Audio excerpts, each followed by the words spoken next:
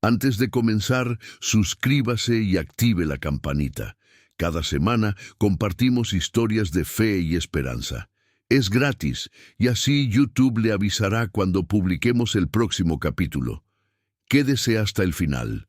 Hoy hay un giro que no querrá perderse. Marta Rodríguez nunca imaginó que a sus 62 años estaría parada frente al edificio donde había vivido durante 30 años, con una maleta vieja en la mano y sin llaves para entrar. Su hija Patricia acababa de colgar el teléfono después de decirle que había vendido el departamento sin su consentimiento y que no pensaba compartir ni un peso del dinero.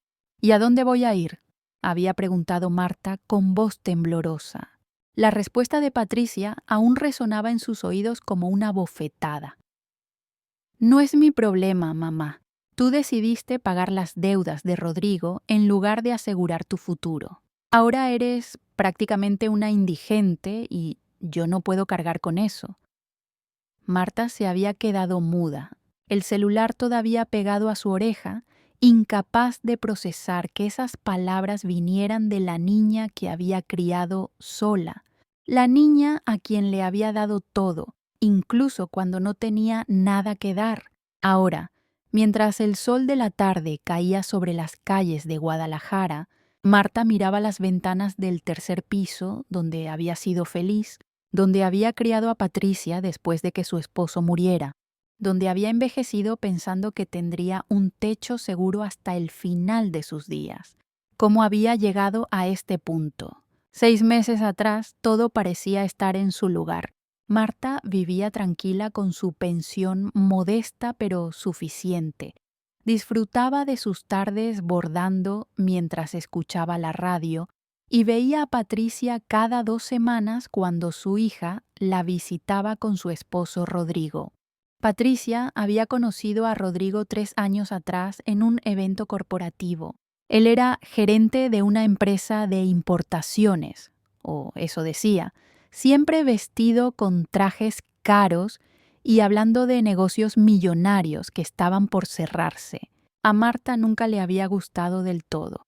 Había algo en su sonrisa demasiado perfecta, en la forma en que miraba el modesto departamento de su suegra con una mezcla de lástima y desdén. Pero Patricia estaba enamorada, radiante de una manera que Marta no la había visto en años.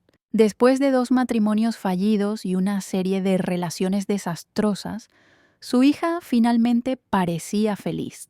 Así que Marta guardó sus reservas y le dio su bendición cuando anunciaron su compromiso.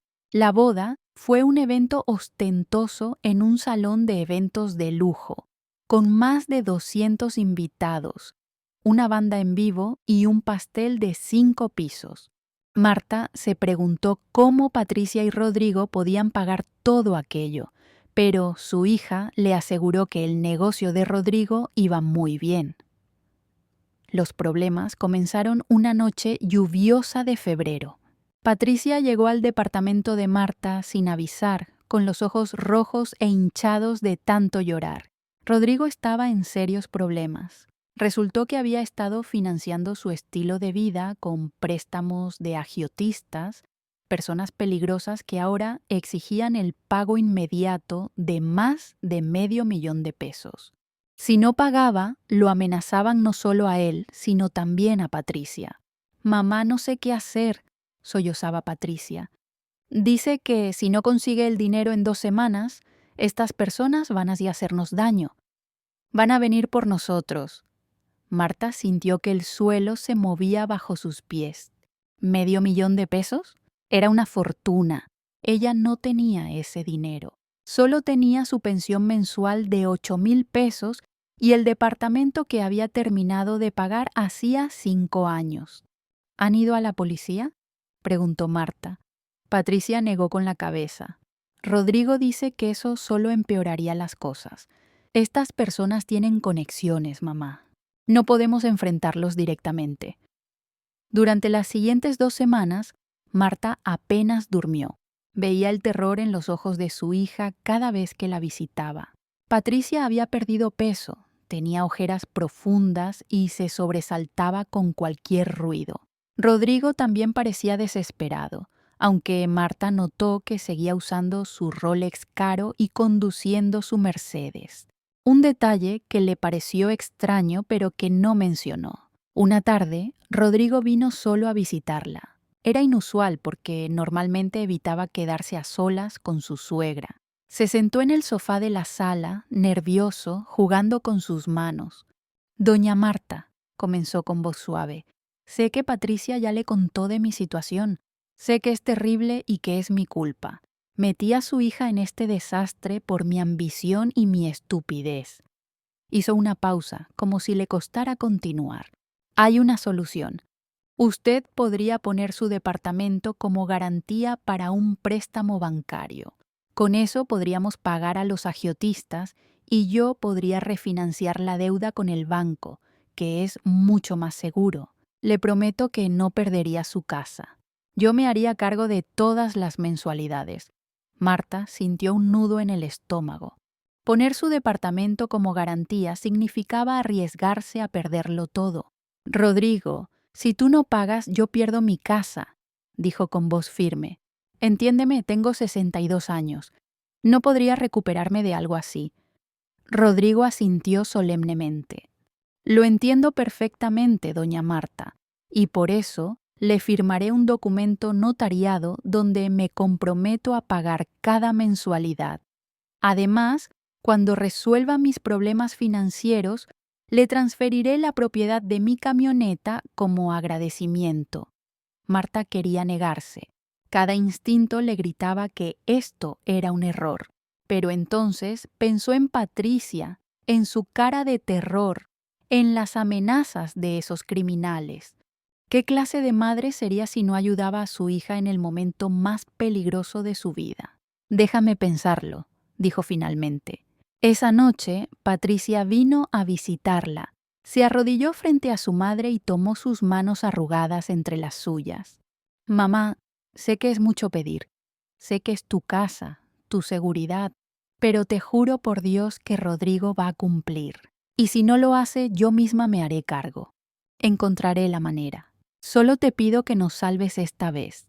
Por favor». Marta firmó los papeles 3 días después en la notaría. Fueron a un banco donde un ejecutivo joven y eficiente les explicó los términos del préstamo. El departamento de Marta quedaría como garantía. Si no se pagaban 3 mensualidades consecutivas, el banco podría ejecutar la hipoteca y vender la propiedad. Las mensualidades serían de 12,000 pesos mensuales durante 5 años. Rodrigo firmó como deudor principal y Marta como garante. «No se preocupe, señora», le aseguró Rodrigo frente al notario. «Esto solo es una formalidad. En 6 meses máximo habré resuelto todo y liberaremos su propiedad». El dinero fue transferido y, según Rodrigo, pagado inmediatamente a los agiotistas. Patricia pareció recuperar su vitalidad casi de la noche a la mañana. Volvió a sonreír, a dormir bien, a hacer planes para el futuro. Marta quiso creer que todo saldría bien, que su sacrificio valdría la pena. Los primeros 2 meses, Rodrigo pagó las mensualidades puntualmente. Incluso llamaba a Marta después de cada pago para confirmarle que todo estaba en orden. «¿Ve, doña Marta? Le dije que podía confiar en mí», decía con voz alegre. Pero en el tercer mes, Rodrigo llamó con malas noticias. Había tenido un problema con un cliente que no había pagado una factura grande y necesitaba usar ese dinero para otros gastos urgentes. Llegaría tarde con la mensualidad del préstamo, pero solo por 2 semanas. «El banco entiende estas situaciones», le aseguró. «No hay problema».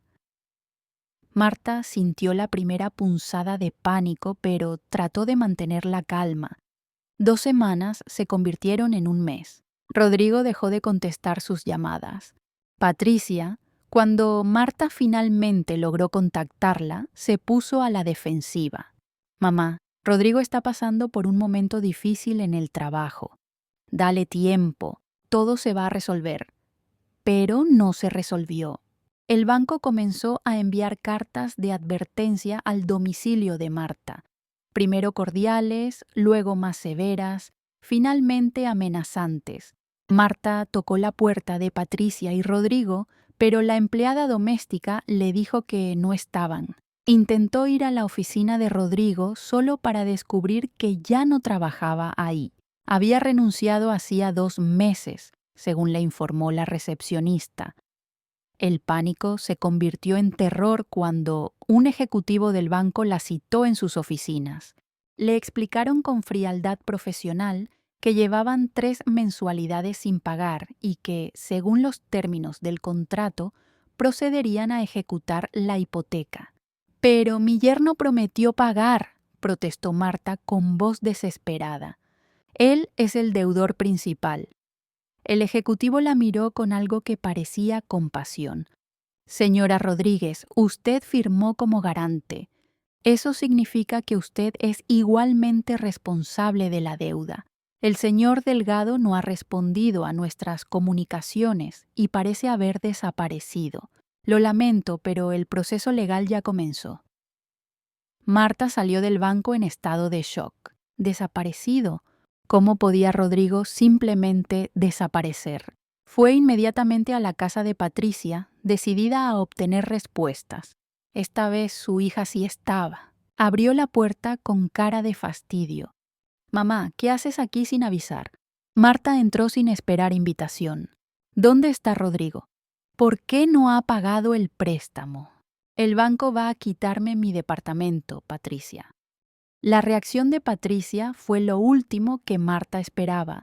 Su hija no mostró sorpresa ni preocupación. En cambio, suspiró con exasperación. «Mamá, Rodrigo y yo nos estamos separando. Resulta que tuvo problemas de juego, no solo de negocios. Apostó mucho dinero que no tenía. Yo ya no puedo estar con alguien así». Marta se quedó helada. «¿Te estás separando? ¿Y qué hay del préstamo? ¿Qué hay de mi casa?» Patricia evitó su mirada. «No sé qué decirte, mamá. Yo no firmé nada. Técnicamente no es mi responsabilidad». Las palabras cayeron como piedras sobre Marta. «¿Tu responsabilidad? ¿Tu responsabilidad? Tú me suplicaste que los ayudara. Me arrodillaste y me dijiste que encontrarías la manera si Rodrigo no cumplía. Patricia, voy a perder mi casa, el lugar donde te crié». Patricia se cruzó de brazos y Marta vio algo en los ojos de su hija que nunca había visto antes: indiferencia fría. «Mamá, tú decidiste firmar esos papeles, nadie te obligó. Eres adulta y tomaste una decisión. Ahora tienes que vivir con las consecuencias». Marta sintió que el mundo se inclinaba. «¿Quién eres tú? Esta no es mi hija. Mi hija nunca me hablaría así». Patricia se acercó a la puerta, abriéndola en una clara señal de que quería que su madre se fuera. «Tu hija es una mujer de 40 años que está cansada de resolver los problemas de otros. He pasado toda mi vida lidiando con dramas y crisis. Primero los tuyos, después de que papá murió, luego los míos, ahora los de Rodrigo. Estoy agotada, mamá. Necesito pensar en mí misma por una vez». Marta salió de esa casa aturdida, incapaz de procesar lo que acababa de escuchar. Los siguientes 3 meses fueron una pesadilla burocrática. Marta contrató un abogado con los últimos ahorros que le quedaban, pero le dijeron lo mismo. Había firmado como garante y era legalmente responsable. Intentó localizar a Rodrigo para iniciar acciones legales, pero el hombre había desaparecido completamente. Su teléfono estaba desconectado, su oficina cerrada, su departamento abandonado. Era como si nunca hubiera existido. El día que los oficiales judiciales llegaron a ejecutar el desalojo, Marta todavía no podía creerlo. Empacó sus pertenencias en 3 maletas y algunas cajas. 30 años de vida reducidos a eso. Fotos de Patricia de niña, la vajilla de su boda, la mecedora donde había amamantado a su hija. Llamó a Patricia una última vez. Su hija contestó con voz impaciente. «¿Qué pasa, mamá? Estoy ocupada». Marta tragó saliva. «Patricia, me están desalojando hoy. ¿Puedo quedarme contigo unos días mientras encuentro algo?» Hubo un silencio largo del otro lado. Luego Patricia suspiró. «Mamá, eso no va a ser posible. Acabo de empezar a rehacer mi vida. Tener invitados en casa no es conveniente ahora mismo». Marta sintió lágrimas quemando sus ojos. «No soy un invitado, soy tu madre». Otro suspiro. «Mira, voy a ser honesta contigo. El banco me contactó. Van a subastar tu departamento. Yo presenté una oferta y la aceptaron. Compré tu departamento, mamá». El mundo se detuvo. «¿Qué?». La voz de Marta era apenas un susurro. Patricia continuó como si estuviera discutiendo el clima. Estaba en una excelente ubicación y el precio era muy bajo. «Es una buena inversión. Voy a rentarlo y con eso voy a generar ingresos pasivos». Marta no podía respirar. «Patricia, ¿compraste mi casa? ¿La casa que perdí tratando de salvarte?». Su hija se puso a la defensiva.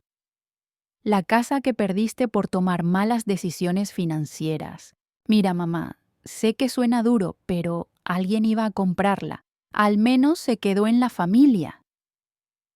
Marta encontró su voz cargada de ira y dolor. «¿Y yo? ¿Dónde voy a vivir?». La respuesta de Patricia fue demoledora en su crueldad casual. «Hay asilos y casas de asistencia para personas mayores. O podrías buscar a alguna amiga que te reciba. Mamá, odio decirlo así, pero básicamente eres una indigente ahora. No puedo cargar con eso. Tengo que reconstruir mi vida». Y colgó. Marta se quedó sentada en el suelo de su departamento vacío, el teléfono aún en su mano, mirando las marcas en la pared donde habían colgado los cuadros. Indigente. Su propia hija la había llamado indigente. La niña a quien había criado sola después de enviudar a los 32. La niña para quien había trabajado doble turno como secretaria y limpiando casas por las noches para poder pagar su educación privada. La niña por quien había renunciado a una oportunidad de casarse de nuevo con un buen hombre porque Patricia no aceptaba tener un padrastro. Esa niña ahora la consideraba un estorbo, una indigente de quien había que mantenerse alejada. Los oficiales judiciales tocaron a la puerta. «Señora Rodríguez, tenemos que cerrar la propiedad ahora». Marta se levantó con piernas temblorosas, tomó sus maletas y salió del que había sido su hogar durante 3 décadas. No tenía dónde ir. Su hermana había muerto años atrás. Sus amigas eran todas mujeres mayores con recursos limitados. Pasó esa primera noche en la casa de su vecina refugio, una mujer de 70 años que vivía con su pensión mínima. «Puedes quedarte unos días, Marta», le dijo con cariño, «pero sabes que mi espacio es muy pequeño». Durante las siguientes semanas, Marta deambuló entre las casas de conocidos que la recibían por lástima, pero no podían mantenerla indefinidamente. Buscó trabajo, pero a sus 62 años nadie la contrataba. Intentó contactar a Patricia varias veces más, pero su hija había bloqueado su número. Marta cayó en una depresión profunda. Había días en que apenas podía levantarse de cualquier sofá prestado donde estuviera durmiendo. Se miraba al espejo y veía a una mujer rota, envejecida, derrotada. ¿Cómo había llegado a esto? Un mes después del desalojo, Refugio le contó algo que encendió una pequeña chispa en el corazón apagado de Marta. Sabes, vi a tu hija el otro día en el centro comercial. Iba con un hombre, no era Rodrigo. Se veían muy cariñosos y ella llevaba puestas unas joyas que se veían carísimas. Marta frunció el ceño. Si Patricia estaba tan mal económicamente como decía, ¿cómo podía darse esos lujos? Algo no cuadraba. Decidió investigar. Con la ayuda de un sobrino que trabajaba en bienes raíces, Marta descubrió algo impactante. Patricia no solo había comprado su departamento, había comprado otros 2 propiedades en los últimos 6 meses, todas en efectivo, todas en ubicaciones premium. Marta sintió que el suelo se abría bajo sus pies otra vez, pero esta vez no de desesperación, sino de una claridad terrible. Patricia tenía dinero, mucho dinero, y siempre lo había tenido. La historia de los agiotistas, el terror por las amenazas, todo había sido mentira, o al menos no había sido tan grave como le habían hecho creer. Marta contactó a un investigador privado usando el último dinero que le quedaba de su liquidación de pensión. Lo que el investigador descubrió fue peor de lo que había imaginado. Rodrigo y Patricia nunca se habían separado, seguían casados y vivían juntos en una casa nueva en una zona exclusiva de Guadalajara. El negocio de importación de Rodrigo era real, pero no estaba en quiebra. De hecho, iba bastante bien. Las deudas con agiotistas habían existido, pero eran mucho menores de lo que le habían dicho a Marta, y Rodrigo las había pagado con sus propios recursos antes de que Marta firmara el préstamo. El investigador le mostró fotos. Patricia y Rodrigo saliendo de restaurantes caros, de vacaciones en Cancún. Rodrigo conduciendo un automóvil deportivo nuevo. Y lo más doloroso, Patricia en una fiesta, riendo y brindando con amigas, sin una sola señal del estrés o desesperación que había mostrado meses atrás cuando le suplicó ayuda a su madre. Marta sintió que algo se rompía definitivamente dentro de ella, pero no era derrota. Era rabia. Una rabia fría y calculadora que no había sentido nunca en su vida. Su hija la había estafado, la había manipulado emocionalmente para que pusiera su casa como garantía, había permitido que perdiera su hogar y luego lo había comprado a precio de remate para hacer negocio. Y ahora la trataba como basura, como una indigente de la que había que mantenerse alejada. Patricia no había sido víctima de Rodrigo, había sido su cómplice, posiblemente incluso la cerebro detrás del plan. Marta recordó que Patricia siempre había codiciado ese departamento, siempre había comentado sobre su excelente ubicación y su potencial de revalorización. Con las pruebas del investigador, Marta fue a ver a un abogado especializado en fraude. El hombre, un señor de 50 años llamado licenciado Méndez, revisó los documentos con expresión seria. Señora Rodríguez, esto es fraude. Su hija y su yerno la manipularon para obtener su propiedad. Exageraron su situación financiera, le mintieron sobre las amenazas y luego orquestaron el incumplimiento del préstamo para que usted perdiera el departamento y ellos pudieran comprarlo barato. Alzó la vista. Podemos demandar por fraude, obtención ilícita de garantía y enriquecimiento ilícito. Si ganamos, no solo recuperaría su departamento, sino que ellos podrían enfrentar cargos criminales. Marta sintió una mezcla de alivio y tristeza. Alivio porque había justicia posible.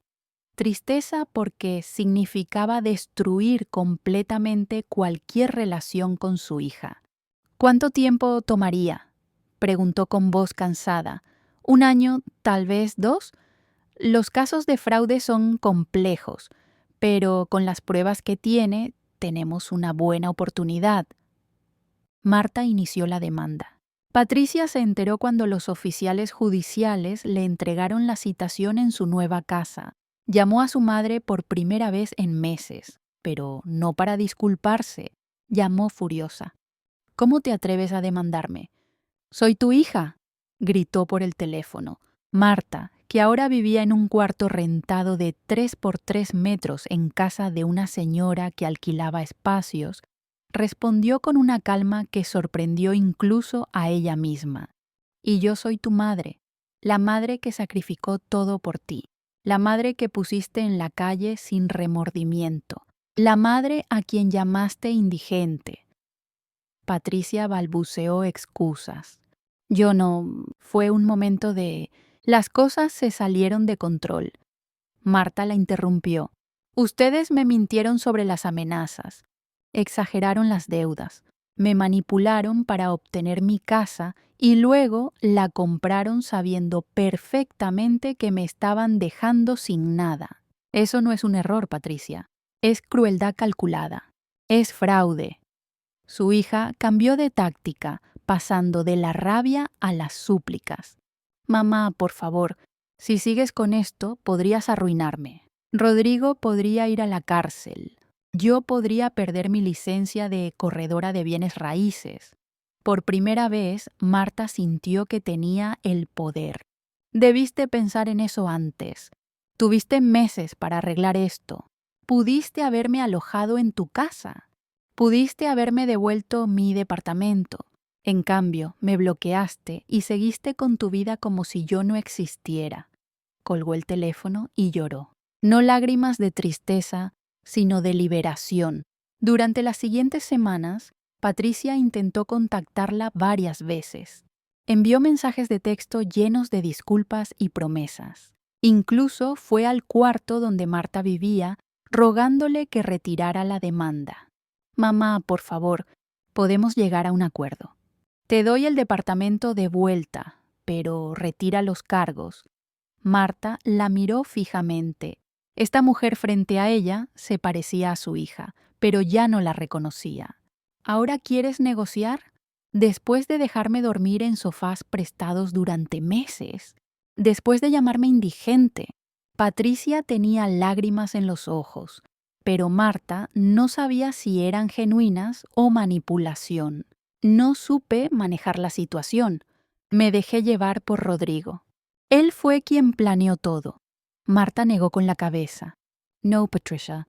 El investigador privado me mostró todo. Los correos electrónicos entre ustedes planeando cómo convencerme. Los mensajes donde calculaban cuánto ganarían cuando revendieran la propiedad. Tú estabas completamente involucrada, tal vez incluso más que Rodrigo. Su hija se quedó sin palabras, atrapada en su mentira. Vete, dijo Marta con voz suave pero firme, y no vuelvas a menos que sea con tu abogado. El juicio comenzó 14 meses después. El caso atrajo atención mediática porque involucraba el tema sensible del abuso financiero contra personas mayores. Los reporteros retrataron a Marta como la víctima inocente y a Patricia como la hija despiadada. La reputación de Patricia como corredora de bienes raíces fue destruida. Sus clientes la abandonaron. Rodrigo enfrentó también el escrutinio y su negocio comenzó a sufrir. Durante el juicio, las pruebas fueron demoledoras. Los correos electrónicos planeando el engaño. Los registros bancarios mostrando que Rodrigo había pagado a los agiotistas antes de que Marta firmara el préstamo. Los mensajes de texto donde Patricia calculaba cuánto ganaría con la reventa del departamento de su madre. El abogado defensor de Patricia intentó argumentar que no había habido intención de fraude, que simplemente había sido una serie de malas decisiones financieras de todas las partes. Pero el juez no se dejó convencer. En su sentencia fue particularmente duro. Este caso representa uno de los peores ejemplos de abuso financiero familiar que he visto en mi carrera. Los demandados manipularon sistemáticamente a la señora Rodríguez, explotando su amor maternal y su deseo de proteger a su hija para obtener su propiedad fraudulentamente. El daño no fue solo financiero, sino profundamente emocional. El juez ordenó que el departamento fuera devuelto a Marta inmediatamente. Además, Patricia y Rodrigo debían pagar todos los gastos legales, más daños compensatorios por el sufrimiento causado, una suma de 200,000 pesos. También fueron condenados a 1 año de prisión suspendida, lo que significaba que si cometían cualquier delito en los próximos 5 años, irían directamente a la cárcel. Patricia sollozaba en la sala del tribunal. Rodrigo tenía la cabeza entre las manos. Marta solo sentía un vacío extraño. El día que Marta volvió a entrar a su departamento fue surreal. Todo estaba diferente. Patricia lo había renovado completamente, con muebles modernos y caros, pisos nuevos, una cocina remodelada. Era hermoso pero ajeno. Ya no era su hogar, era un espacio desconocido que casualidad tenía su dirección. Marta vendió todos los muebles nuevos. Con ese dinero, más la compensación del juicio, pudo restaurar algo de estabilidad financiera. Compró muebles sencillos pero cómodos. Lentamente convirtió el espacio en suyo otra vez. Patricia intentó contactarla después de la sentencia. Envió una carta larga, escrita a mano, pidiendo perdón. «Mamá, sé que no hay palabras que puedan reparar lo que hice. Estaba cegada por la ambición, por el deseo de tener lo que otros tenían. Rodrigo me convenció de que tú estarías bien, de que encontrarías alguna solución. No pensé en las consecuencias reales. No te vi como una persona, sino como un medio para un fin. Y eso es imperdonable». La carta continuaba por páginas, detallando su arrepentimiento, explicando cómo la terapia le había ayudado a ver lo que había hecho, suplicando una oportunidad de redimirse. Marta leyó la carta varias veces. Una parte de ella, la parte que aún era madre, quería perdonar, quería recuperar a su hija, restaurar alguna versión de su relación. Pero otra parte, la parte que había dormido en sofás prestados, que había sentido la humillación de depender de la caridad de extraños, que había sido llamada indigente por su propia hija, esa parte no podía olvidar. Escribió una respuesta corta. «Patricia, recibí tu carta. Aprecio tus disculpas, pero el daño que causaste va más allá de lo material. Me quitaste mi hogar, mi seguridad, mi dignidad, pero peor aún, me quitaste la ilusión de que mi hija me amaba incondicionalmente. Ese es un tipo de pérdida del que no sé si pueda recuperarme. No te deseo mal. Espero que tu arrepentimiento sea genuino y que uses esta experiencia para ser mejor persona, pero no puedo tenerte en mi vida ahora. Tal vez algún día, pero no ahora». Los meses pasaron. Marta se concentró en reconstruir su vida. Se unió a un grupo de apoyo para víctimas de abuso financiero familiar, descubriendo que su historia no era única. Había docenas de personas mayores que habían sido manipuladas por sus propios hijos, nietos, sobrinos. El grupo se convirtió en su nueva familia. También comenzó a dar charlas en centros comunitarios, advirtiendo a otras personas mayores sobre las señales de abuso financiero, sobre cómo protegerse, sobre la importancia de no firmar documentos sin asesoría legal independiente. Su historia fue publicada en varios periódicos como advertencia. Recibió cientos de cartas de personas agradeciendo por compartir su experiencia, diciendo que la había inspirado a tomar acción contra sus propios abusadores. Marta encontró propósito en su dolor. Una tarde, 1 año después de recuperar su departamento, alguien tocó a la puerta. Cuando abrió, encontró a Patricia parada allí. Su hija se veía diferente, más delgada, con canas que no se había teñido, ropa simple en lugar de sus habituales atuendos de diseñador. «Hola, mamá», dijo Patricia con voz temblorosa. «Sé que no tengo derecho a estar aquí. Sé que me pediste espacio, pero necesitaba que supieras algo». Marta no la invitó a pasar, pero tampoco cerró la puerta. «¿Qué?», preguntó con voz neutral. Patricia respiró profundo. «Rodrigo y yo nos divorciamos. Finalmente vi quién es realmente. Alguien que me manipuló tanto como yo te manipulé a ti. Perdí mi licencia de corredora. Perdí a mis amigos. Perdí todo. Y lo merezco». Hizo una pausa, sus ojos llenándose de lágrimas. «Pero lo que más me duele es haberte perdido a ti. Trabajo ahora como recepcionista, ganando el salario mínimo. Vivo en un departamento pequeño, en una zona mala. Y cada día me despierto pensando en lo que te hice, en cómo te dejé sin nada mientras yo dormía en sábanas de lujo». Patricia sacó un sobre de su bolso. «Esto es para ti. Son 5,000 pesos. Sé que no es mucho comparado con lo que te quité, pero es todo lo que pude ahorrar en estos meses.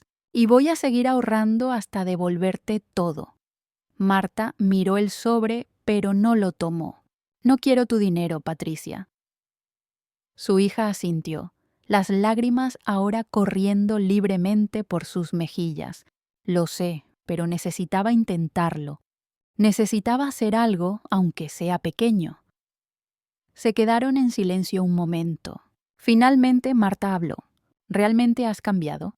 ¿O solo estás arrepentida porque enfrentaste consecuencias?» Patricia se limpió las lágrimas.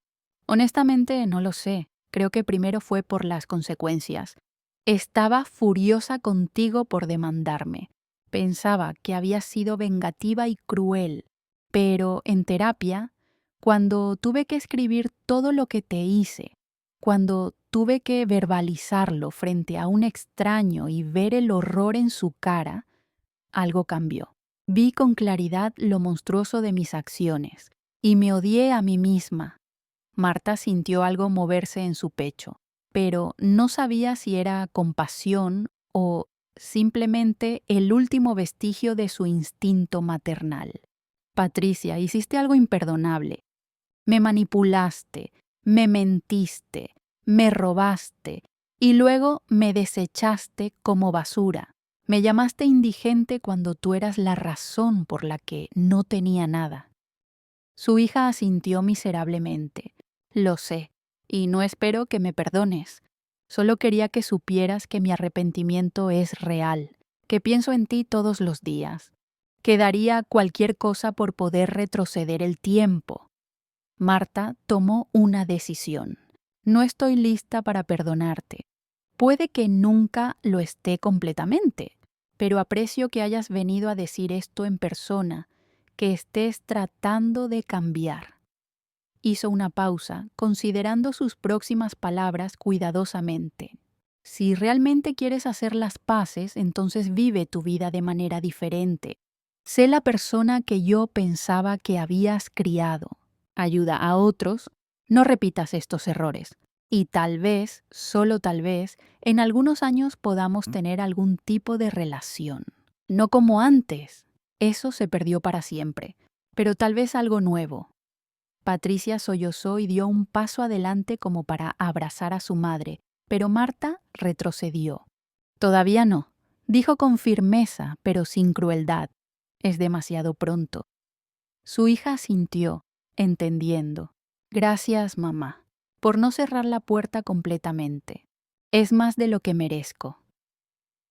Patricia se fue y Marta cerró la puerta, apoyándose contra ella. Lloró por primera vez en meses. Lloró por la hija que había perdido, por la relación que nunca volvería a ser la misma, por los años de confianza destruida. Pero también lloró de alivio, porque había sobrevivido, había caído tan bajo como podía caer y había encontrado la fuerza para levantarse.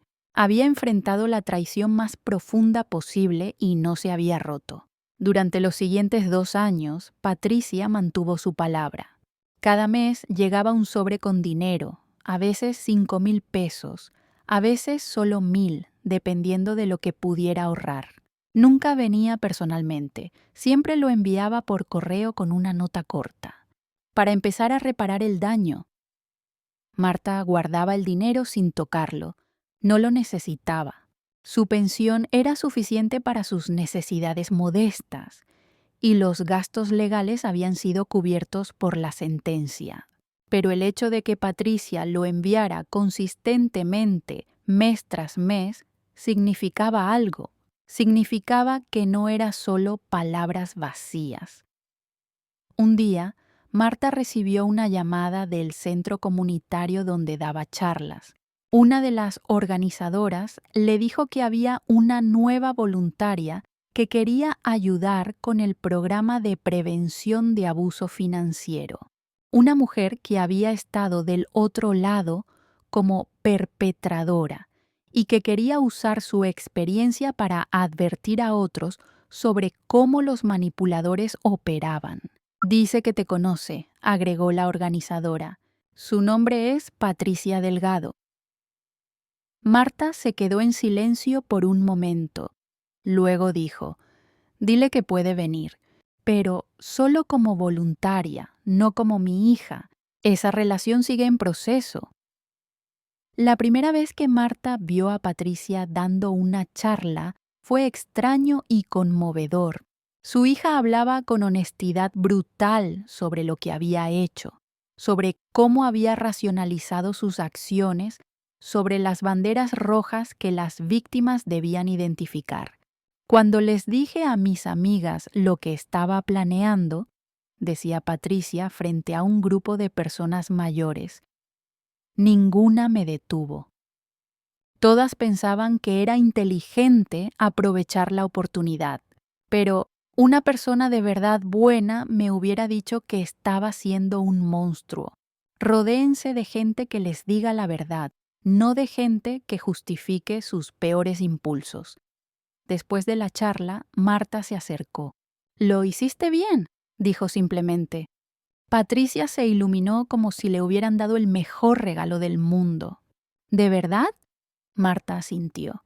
«Fuiste honesta y específica. Eso es lo que necesitan escuchar». Empezaron a trabajar juntas en el centro, no como madre e hija, sino como dos mujeres con una misión común. Lentamente, muy lentamente, algo comenzó a reconstruirse entre ellas. No era la relación que habían tenido. Esa estaba muerta y enterrada. Pero era algo nuevo, algo basado en honestidad en lugar de ilusiones, en respeto ganado en lugar de amor asumido. Patricia nunca volvió a llamar a Marta mamá en público. Siempre era señora Rodríguez o simplemente Marta. Entendía que había perdido el privilegio de esa intimidad, pero en privado, ocasionalmente, cuando había un momento de conexión genuina, Marta permitía el término, y cada vez que lo hacía, veía gratitud brillar en los ojos de Patricia. 5 años después de la sentencia, Marta organizó una cena en su departamento. Invitó a Patricia. Su hija llegó puntual, con un ramo de flores simples y una botella de vino modesto. No los regalos ostentosos de antes. Cenaron juntas, hablando de cosas superficiales al principio, luego profundizando gradualmente.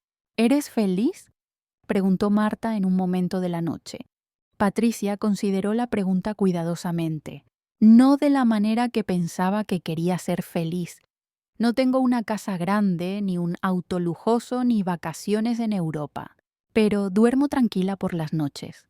Y eso es algo que no había hecho en años, incluso antes de todo esto.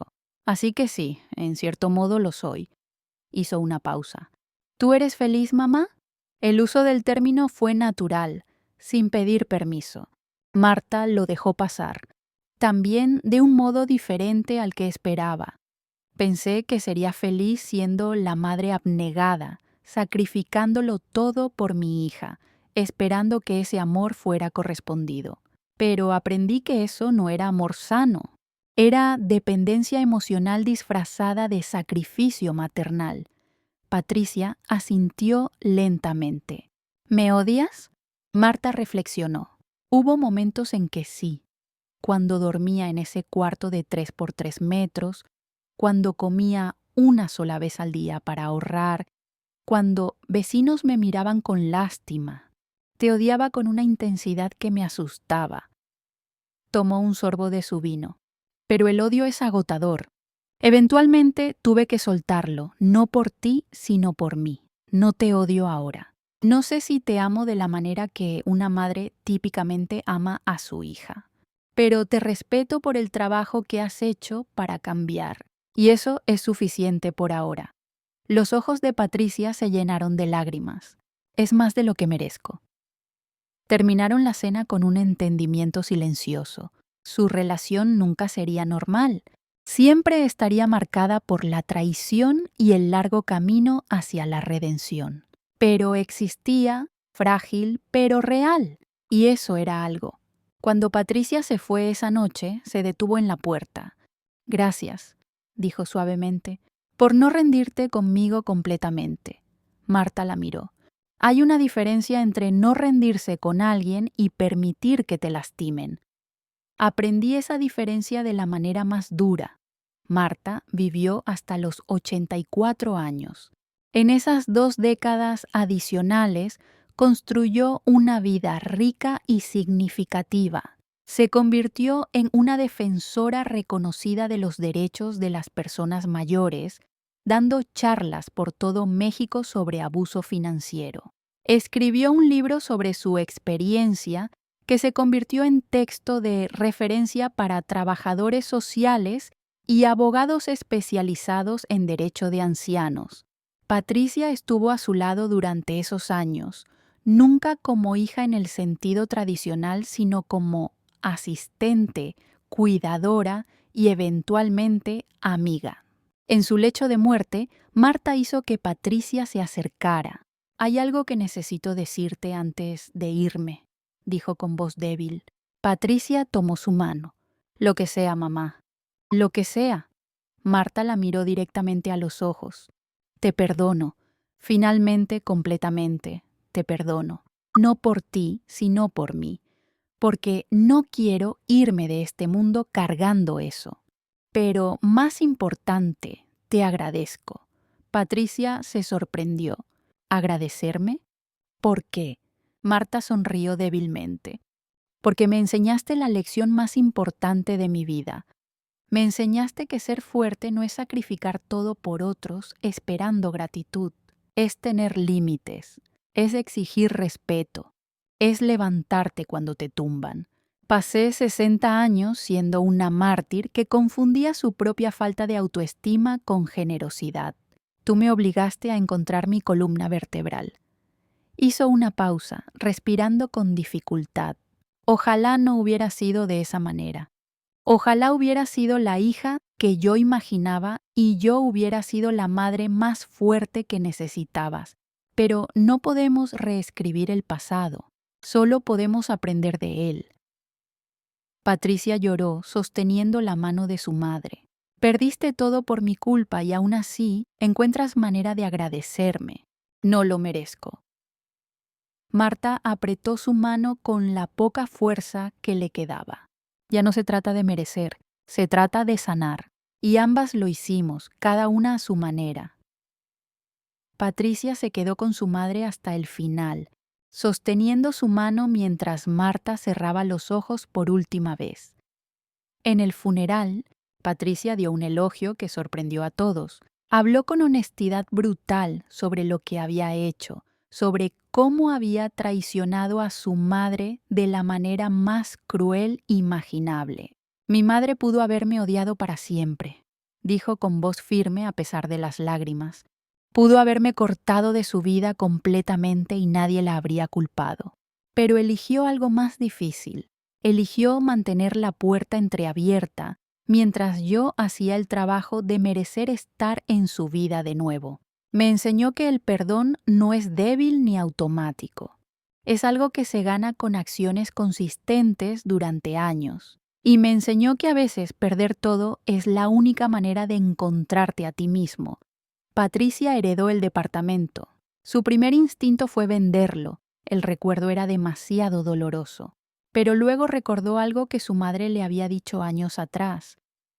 Este lugar representa mi mayor pérdida, pero también mi mayor victoria. Aquí aprendí que soy más que lo que otros piensan de mí. Así que Patricia lo mantuvo. Lo convirtió en la sede de la fundación que estableció en nombre de su madre, una organización sin fines de lucro que proporcionaba asesoría legal gratuita a personas mayores víctimas de abuso financiero. Los años pasaron. Patricia nunca se volvió a casar. Dedicó su vida al trabajo de la fundación, como si cada persona mayor que ayudaba fuera una forma de redimirse. En el 20º aniversario de la demanda original, un periodista la entrevistó para un artículo sobre abuso financiero familiar. ¿Cree que su madre realmente la perdonó?, preguntó. Patricia consideró la pregunta cuidadosamente. Creo que mi madre eligió la paz sobre el resentimiento. No sé si eso es lo mismo que perdón tradicional, pero era lo que ambas necesitábamos. El periodista presionó. Si pudiera hablar con otras personas que han abusado financieramente de familiares, ¿qué les diría? Patricia no dudó. Les diría que el dinero que roban nunca vale lo que pierden, que pueden ganar propiedades pero pierden su alma, y que si son afortunados, si sus víctimas son extraordinariamente generosas como mi madre fue, tal vez tengan la oportunidad de pasar el resto de sus vidas tratando de compensarlo, pero que incluso entonces hay daños que nunca se reparan completamente. El artículo se volvió viral. Miles de personas compartieron sus propias historias de abuso financiero familiar. Algunos eran víctimas buscando validación. Otros eran perpetradores arrepentidos buscando un camino hacia la redención. La fundación de Patricia creció exponencialmente, ayudando a cientos de personas mayores cada año.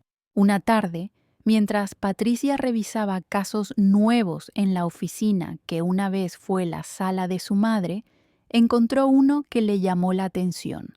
Una mujer de 30 años había convencido a su padre de firmar su casa como garantía para un préstamo que ella necesitaba para su negocio. Ahora el padre estaba a punto de perder su hogar. Patricia sintió náuseas al leer los detalles. Era como leer su propia historia. Tomó el caso personalmente. Se reunió con la mujer joven, quien al principio fue defensiva y justificaba sus acciones. Mi papá quiso ayudarme, insistía. No lo obligué. Patricia la miró fijamente. Pero, ¿le dijiste la verdad completa sobre tu situación financiera? ¿Le explicaste todos los riesgos? ¿O manipulaste la información para hacer que pareciera que no tenías opción? La mujer no pudo mantener contacto visual. Patricia continuó. Yo hice lo mismo con mi madre. Me convencí de que estaba bien porque ella eligió ayudarme. Pero realmente tenía elección cuando le pinté la situación como vida o muerte. Cuando exploté su amor maternal para obtener lo que quería, le mostró una foto de Marta, tomada en los días después del desalojo, cuando todavía vivía en casas prestadas. Esta es mi madre, la mujer que me dio todo, a quien yo dejé sin hogar porque me importaba más el dinero que su bienestar. La joven empezó a llorar. No sé cómo arreglarlo. Ya firmó los papeles. No tengo el dinero para pagar el préstamo. Patricia asintió. Entonces necesitas hacer lo que yo debería haber hecho desde el principio. Ser honesta. Ir a tu padre, contarle toda la verdad y juntos buscar soluciones reales. Tal vez significa vender tus cosas de valor. Tal vez significa declararte en bancarrota personal para proteger su casa. Sea lo que sea, lo haces con honestidad. No lo dejas enfrentar las consecuencias solo mientras tú finges que no es tu responsabilidad. La mujer tomó el consejo. Confesó a su padre la verdad completa sobre su situación financiera. Juntos, con ayuda de la fundación, encontraron una manera de reestructurar la deuda y salvar su casa. Requirió que ella vendiera su auto de lujo, sus joyas, y se mudara a un apartamento mucho más modesto. Pero la casa de su padre se salvó. Meses después, la mujer volvió a la fundación. Se veía diferente, más ligera de alguna manera, a pesar de haber perdido todas sus posesiones materiales. «Quiero hacer trabajo voluntario aquí», dijo a Patricia. «Quiero usar mi experiencia para advertir a otros antes de que cometan los mismos errores». Patricia sonrió, recordando su propia transformación. «Bienvenida. Pero tengo que advertirte, este trabajo es como cargar piedras. Cada persona que ayudas es una piedra que quitas de la carga que llevas, pero la carga nunca desaparece completamente. Siempre sabrás lo que hiciste, siempre vivirás con eso». La mujer asintió. «Lo entiendo, pero prefiero cargar piedras y hacer algo bueno que fingir que no pasó nada». Patricia pensó en su madre, en cómo Marta había dicho casi exactamente lo mismo décadas atrás, que el daño causado nunca desaparece completamente, solo aprendes a cargarlo mientras haces cosas buenas con lo que queda de ti. Era un legado extraño, un legado nacido de traición y dolor, pero transformado en sanación y prevención. A veces, Patricia se preguntaba si su madre habría preferido un legado diferente, uno donde simplemente hubieran sido felices juntas sin todo el drama y trauma. Pero luego recordaba las palabras finales de Marta. «Me enseñaste a ser fuerte». Tal vez ese era el legado que importaba, no la felicidad perfecta de un cuento de hadas, sino la fortaleza forjada en fuego, la sabiduría extraída de las peores experiencias y la capacidad de usar ese dolor para prevenir el dolor de otros. En el escritorio de Patricia, enmarcada, estaba la última foto que había tomado con su madre. Ambas con canas, ambas con rostros marcados por el tiempo y experiencia, abrazadas pero no demasiado cerca, sonriendo pero con algo de tristeza en los ojos. En la placa debajo de la foto, Patricia había mandado grabar una cita de su madre. «Una indigente no es alguien sin casa, es alguien sin dignidad. Y nadie puede quitarte eso si no se lo permites». Patricia miraba esa foto cada día antes de comenzar su trabajo. Era su recordatorio de dónde había estado, de lo que había destruido y de por qué dedicaba cada día restante a tratar de construir algo mejor. No podía cambiar el pasado, no podía devolver a su madre esos años de sufrimiento, pero podía asegurarse de que su historia sirviera como advertencia y guía para otros. Podía convertir la peor decisión de su vida en el catalizador para salvar a otros de cometer los mismos errores. Y en las noches tranquilas, cuando el peso de sus acciones pasadas se sentía particularmente pesado, Patricia se permitía creer que su madre, donde quiera que estuviera, estaba orgullosa de la mujer en que finalmente se había convertido. No la hija perfecta que Marta había imaginado criar, sino la mujer flawed, pero decidida, que se había levantado de sus propias cenizas morales y había elegido pasar el resto de su vida tratando de ser mejor. ¿No es eso lo que todas las madres realmente quieren? Que sus hijos aprendan de sus errores y se conviertan en versiones mejores de sí mismos, sin importar cuán doloroso sea el camino para llegar ahí.